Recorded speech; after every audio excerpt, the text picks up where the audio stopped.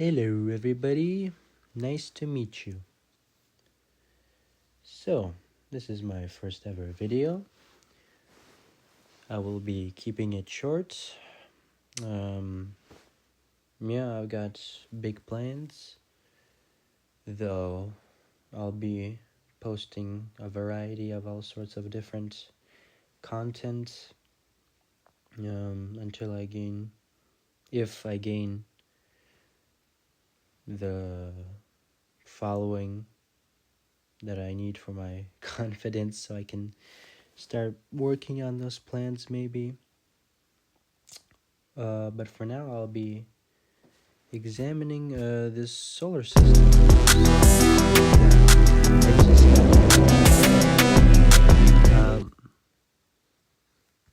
Right, here we go. I'm really sorry about that. That didn't happen in my first take. So for now, I'll just start with a time lapse of this solar system that I drew. Right. Yeah. So while this is running,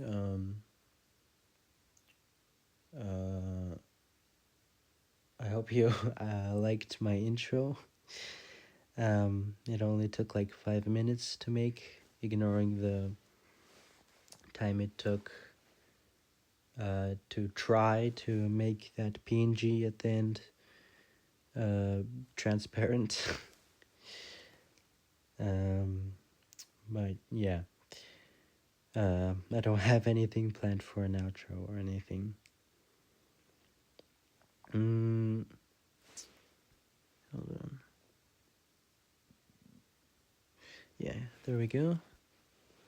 So now I'll just be explaining this solar system that I drew in IbisPaint. Right. And you know how you can do it yourself, maybe. So first I started off with this star, and it's pretty clear. You know, all you need is get a brush of any kind, almost, and just increase the width, and then just tap the screen with it, practically.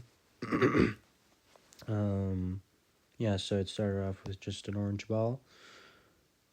I really should remove that. But then, as you can see, it has some texture to it, so it doesn't just look like, a random ball. And I did this with airbrush or something. Really, there's a lot of options. Just pick a different color, like red or something.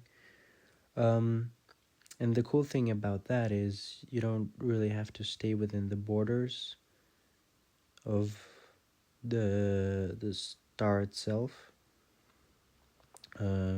As you can see, I drew a little bit outside of it, because stars, they emit plasma and matter and stuff, so it's it really adds to the realism. Outside of that, we got the planets. I'll start with this one. This is an Earth-like planet. It has first I just did the same thing as with the star, but then I added these continents. That's just green stuff. And you might be wondering how I drew this continent while staying perfectly within the borders of the planet, so it looks like it's going over the horizon. And that's pretty simple. All you need is this circular ruler right here. You move it to the center of the planet, which, if you turn on the grid over here, makes it pretty easy to see exactly where the center is. Well, it takes a little bit of time, but I hope that's not a problem for you. And then you use the eraser to erase everything that's just outside of the planet. And you make sure you don't erase the planet itself with the circular ruler, because that it makes it so whatever you do with the eraser, it goes in a circle. Yeah. Yeah. I added these clouds and this shadow with the same principle, and I also added these cities. All pretty simple stuff, and I'm really happy with how it turned out. This is probably the most beautiful thing here in this drawing. I'll get to the ships later. Oops. So here we got like the evil gas giant thing of the solar system. And for this, I used some, an assortment of different brushes. But one of them I think is the airbrush particle thing right here. And I just tapped the center of the planet, which just added a texture all over it, though it is a bit centralized. And I did the same thing for the shadow as with the Earth-like planets, except for cities, instead of adding like lights, I just removed the shadow caused by it facing away from the planet, the star, because I kind of think of this planet as producing its own light, so it kind of makes sense. Yeah. Same principle with this planet right here. You can really see how centralized the texture is because of how, I just tapped the center. Yeah. Between the two bigger planets, I also set up this asteroid belt, which, you just draw a bunch of rocks in space.